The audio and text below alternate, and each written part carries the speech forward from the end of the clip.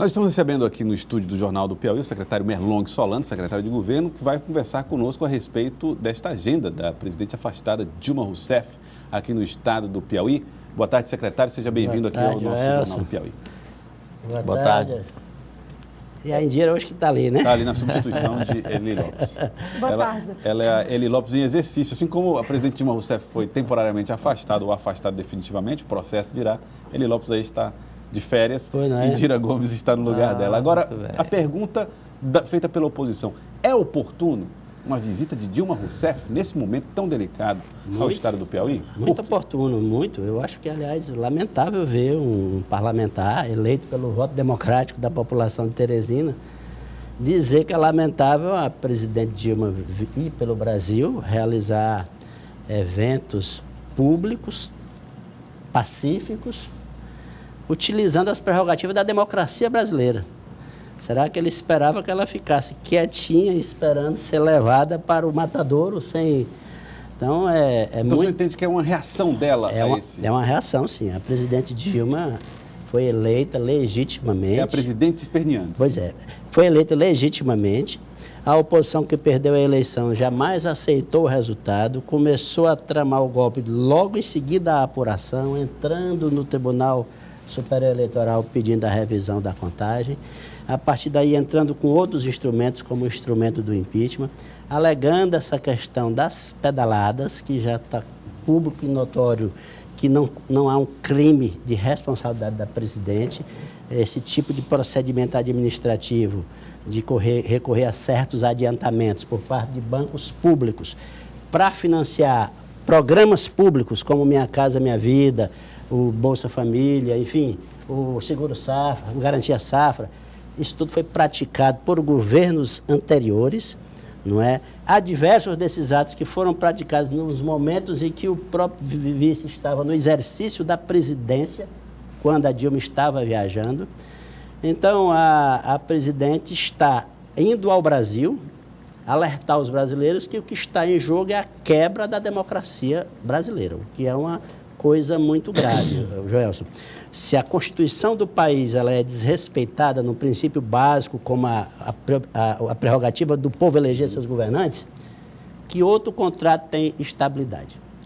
Além disso, eu chamo a atenção para o fato que, além da questão... Só para interromper o secretário, mas todo o processo de impeachment até aqui não obedeceu a um rito previsto na própria Constituição e também não foi disciplinado pelo Supremo, o que afastaria um argumento de golpe, por exemplo? Pois é, a questão é um tanto complicada. Na forma, na aparência, tudo parece que está transcorrendo de acordo com a legislação, não é? Direito de defesa, o Supremo se manifesta, a Câmara vai lá e fala, depois agora o Senado Federal está com a responsabilidade de dar a decisão final. Mas quando você olha o conteúdo e verifica que a presidente que não cometeu nenhum ato de corrupção, que não aparece em nenhuma denúncia premiada, né? Nenhuma tal das delações... O nome é premiada, não é isso? As delações premiadas, que não aparece em nenhum caso de delação premiada.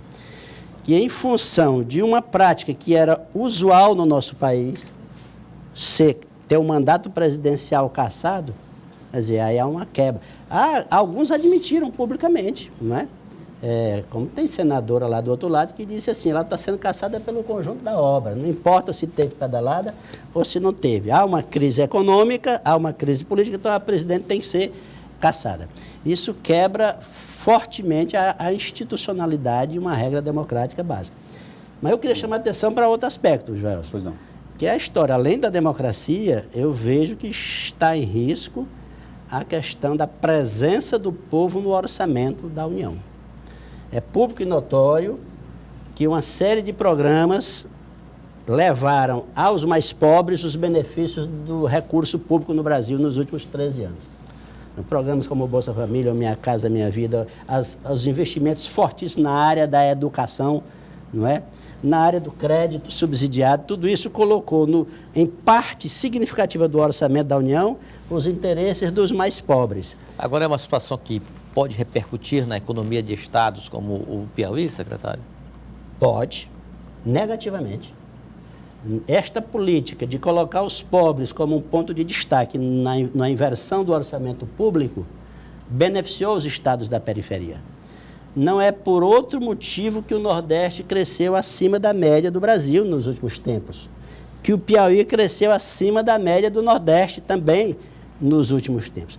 Na medida em que você aumenta o salário mínimo acima da inflação, em que você cria uma série de programas que levam benefícios para os mais pobres, em que você amplia certos serviços públicos. Eu não canso de lembrar o caso do IFP, que tinha 2 unidades no Piauí em 2003, hoje tem 20.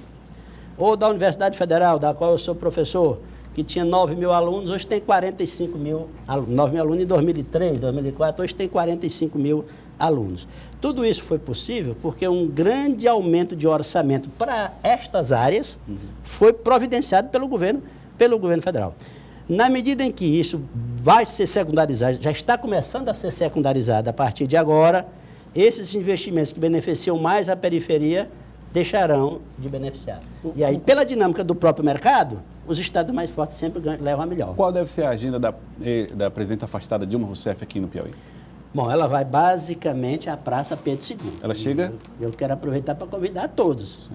É um ato em defesa da democracia, em defesa do combate efetivo à corrupção, que a Dilma, um dos motivos que fragilizou a Dilma, Gerson, foi o seu não comprometimento com o mal feito de quem quer que seja. Durante o governo dela, houve, assim como no do Lula antes, houve possibilidade da Polícia Federal investigar, do Ministério Público denunciar. A Controladoria Geral da União, que era uma simples corregedoria no governo anterior, do PSDB, foi transformada numa controladoria com status de ministério, com autonomia financeira, com recursos técnicos para investigar. Então, também por isso, a Dilma está sendo caçada. E ela vai às ruas, está indo às ruas do Brasil alertar. E aqui na Pedro II, ela estará por volta de 4h30 na Pedro II para falar aos piauienses. Secretário, chegado o momento de definições dos partidos em relação às suas estratégias para as eleições municipais. Aqui o PT em Teresina ainda está, de certo modo, não resolvido, digamos assim, oficialmente. O senhor, como um petista histórico, de larga atuação em Teresina, chegou até a colocar o seu nome à disposição no início do ano de uma pré-candidatura à Prefeitura da capital. O senhor tem acompanhado, o senhor tem alguma opinião formada sobre a estratégia que o partido deve definir a partir de agora? Se precisar, o senhor coloca o seu nome mais uma vez à disposição? Já não é possível, porque eu não me afastei, né? Eu defendia lá atrás que um parlamentar fosse o candidato do partido, né?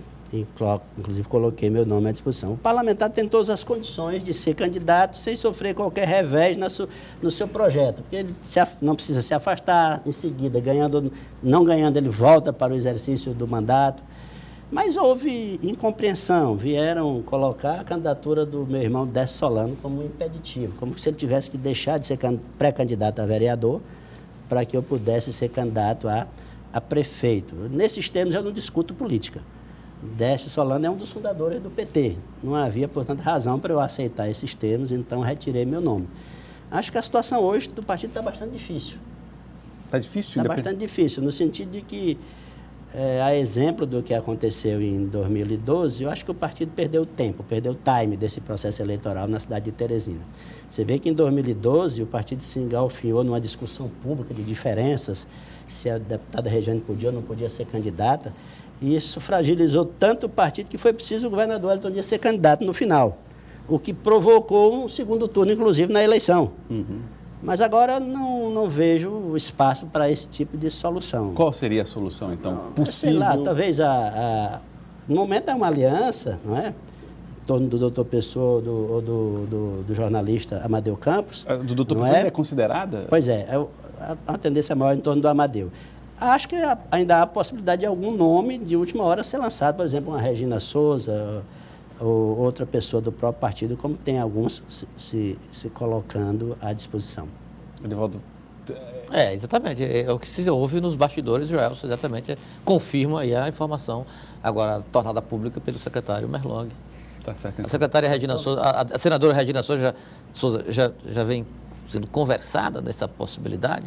Eu estou fazendo uma provocação, considerando que os nomes... Ela aqui foi muito simpática, a tese de uma candidatura própria, considerando aqui nessa que cadeira. Os nomes postos até o momento parecem com dificuldade de unificar o partido, De repente, quem sabe, às vezes na dificuldade, a possibilidade de uma liderança emergir como uma solução alternativa. E, inquestionavelmente, a Regina é uma liderança do nosso partido, que unifica diversas forças internas. Tá certo. Eu queria agradecê-lo, secretário Merlong Solano. Obrigado pela participação aqui no Jornal do Piauí de hoje. Muito obrigado, hein?